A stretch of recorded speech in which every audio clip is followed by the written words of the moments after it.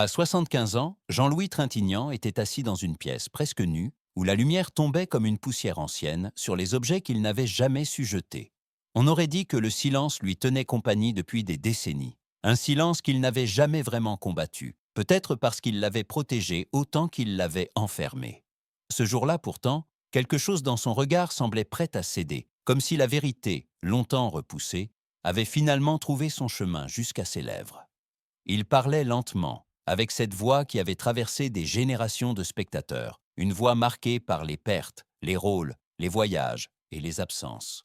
Et puis, presque sans prévenir, il murmura qu'il n'avait aimé qu'une seule femme avec une fidélité qu'il n'avait jamais osé avouer.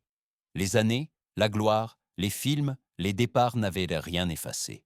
Ce nom, retenu au bord de sa mémoire, pesait plus lourd que tout ce qu'il avait vécu. Pourquoi l'avait-il gardé pour lui si longtemps?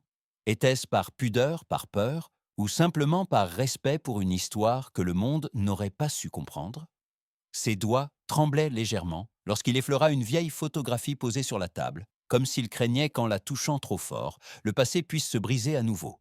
Il leva les yeux, cherchant dans l'air une forme de pardon ou de courage. Et lorsque le silence se fit plus dense encore, il comprit que rien ne l'empêchait désormais de dire ce qu'il aurait dû confier bien plus tôt. Ce qu'il allait révéler, personne n'y était vraiment préparé.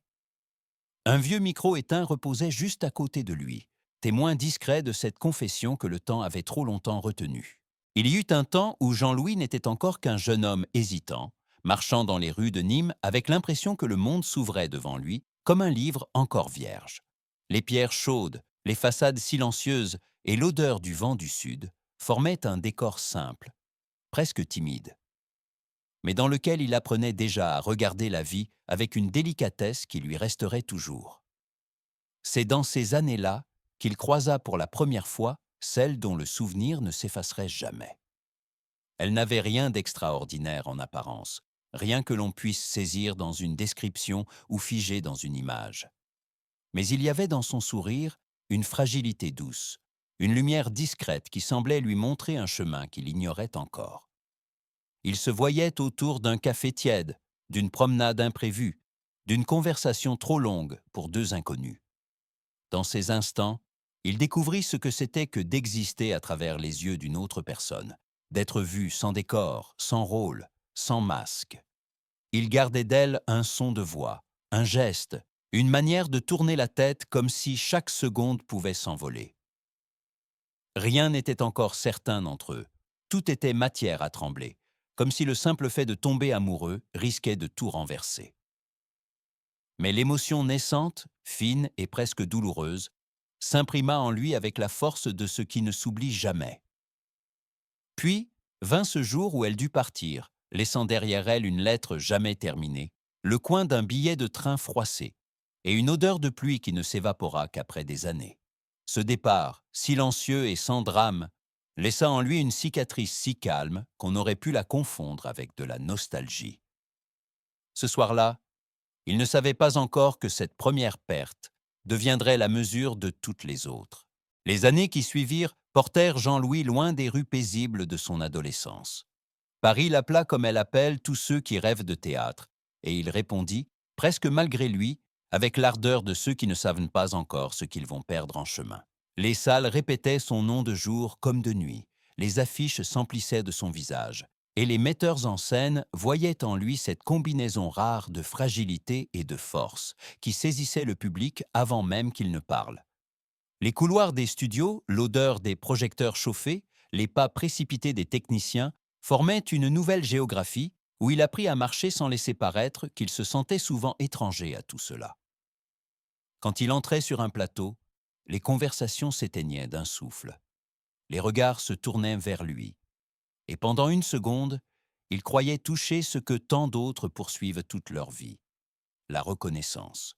Pourtant, à mesure que la lumière grandissait autour de lui, une ombre s'étirait en sens inverse, une ombre faite d'absence, de visages qu'il avait laissés derrière lui, et d'une voix douce qu'il n'entendait plus.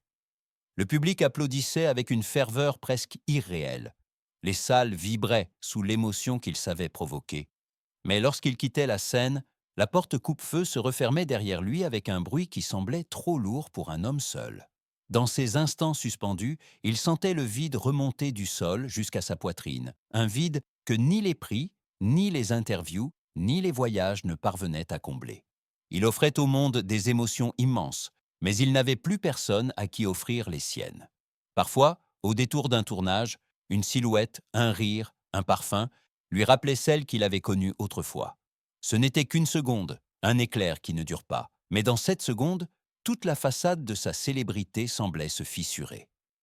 Il se demandait alors si l'on peut avancer vraiment quand une partie de soi demeure dans un autre temps. Il devint un homme public, admiré, respecté, parfois incompris, mais toujours scruté. Et plus les années passaient, plus il ressentait cette distance étrange. Des milliers savaient son nom. Presque personne ne connaissait son silence. Dans la loge, après une prise difficile, il posait sa main sur la table, simplement pour sentir quelque chose de réel sous ses doigts, quelque chose qui ne dépende pas de la caméra ou du texte. Et dans le bruit de la gloire, il commença à ne plus s'entendre. Ce qu'il ignorait encore, c'est que l'amour qu'il croyait perdu n'avait jamais vraiment quitté l'histoire de sa vie. Elle réapparut dans sa vie un jour de tournage, bien des années après les rues brûlantes de Nîmes. Anouk Aimée entra dans le studio avec cette allure presque irréelle, comme si elle avançait à travers une lumière que personne d'autre ne voyait. Jean-Louis ne dit rien. Il sentit seulement quelque chose se remettre en place, comme une corde longtemps détendue qui retrouve soudain sa tension d'origine. Ils n'avaient pas besoin de mots. Leur regard suffisait pour reconstruire, en un souffle, un monde qu'ils n'avaient jamais tout à fait laissé derrière eux. Entre deux prises, ils se parlaient doucement, avec la retenue de ceux qui savent qu'un mot de trop peut briser l'équilibre fragile qui les unit. Il la regardait rire, ajuster une mèche de cheveux, tourner un pas sur le plateau comme si chaque mouvement avait été répété des milliers de fois dans un théâtre invisible. À ses côtés, il avait l'impression d'être enfin à la bonne distance du monde, ni trop près, ni trop loin, juste là où le cœur peut encore respirer. Leurs mains se frôlaient plus qu'elles ne se touchaient. Le temps, autour d'eux, semblait se dissoudre. Il ne restait que deux battements de cœur cherchant un rythme commun. Mais chaque battement rapprochait aussi leur fin. Il y avait entre eux une beauté presque dangereuse, faite de pudeur, de désirs contenus, de ces élans qu'on retient parce qu'on craint de les perdre en les vivant trop fort. Leur complicité se glissait dans les silences, dans les pauses entre les répliques, dans ces moments où la caméra cessait de tourner, mais où, pour eux, tout continuait. Ce n'était pas une histoire d'amour au sens habituel. C'était un fil lumineux, tendu entre deux êtres qui ne savaient même pas comment le nommer sans risquer de le rompre. Les années, les obligations, les vies séparées finirent par les éloigner de nouveau. Rien ne fut dit, rien ne fut promis, mais tout resta. Elle demeura dans sa mémoire comme un souffle persistant, une présence qui traverse une pièce sans qu'on puisse l'arrêter. Il ne s'agissait pas d'un amour vécu. C'était un amour habité, un espace intérieur où il revenait chaque fois que le monde devenait trop lourd. Et il ne savait pas encore que, des décennies plus tard, c'est son nom, à elle, qu'il laisserait enfin remonter à la surface. Il fallut attendre l'âge où les années pèsent, plus que les souvenirs, pour qu'il accepte enfin de laisser tomber la dernière barrière.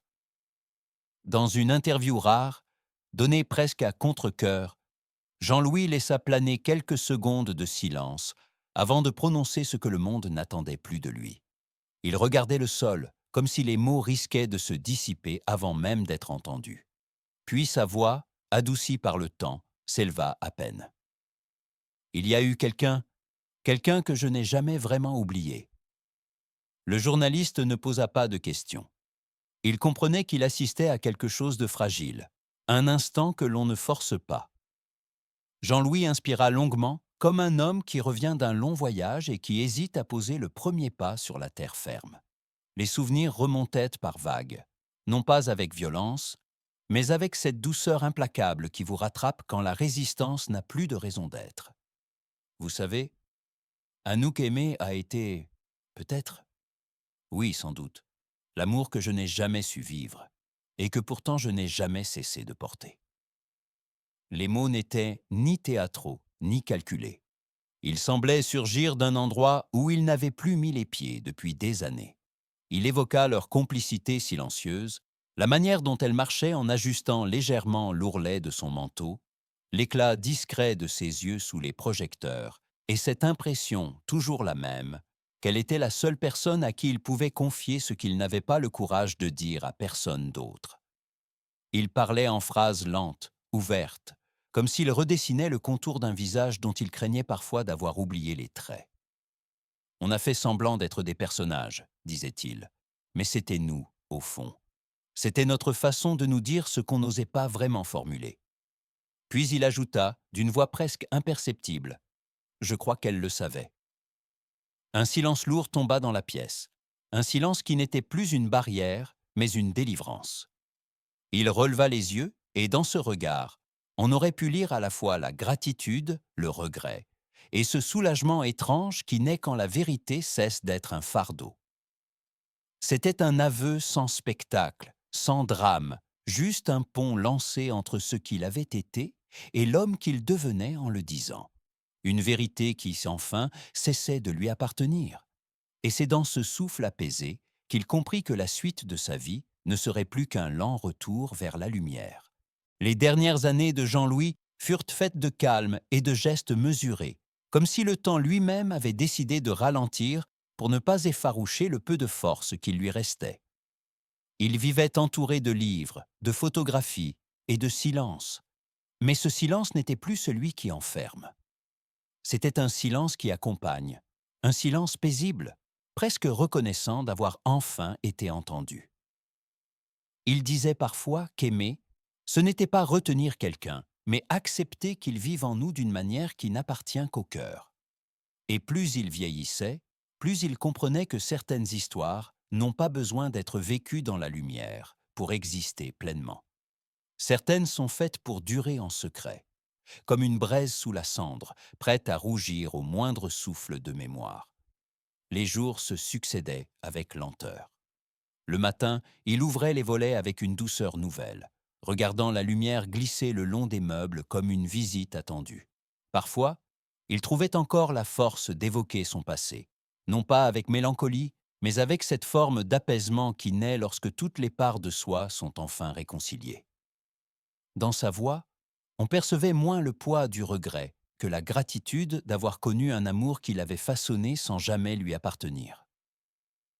Et si aimer, c'était simplement apprendre à se souvenir sans douleur? Et si le silence, parfois, était la forme la plus pure de fidélité? La lumière de l'après-midi tombait sur un fauteuil vide, dessinant une présence invisible. Un souffle traversait la pièce comme une page que l'on tourne. Le monde semblait retenir sa respiration. Et quelque part, dans le silence, leur histoire continue encore.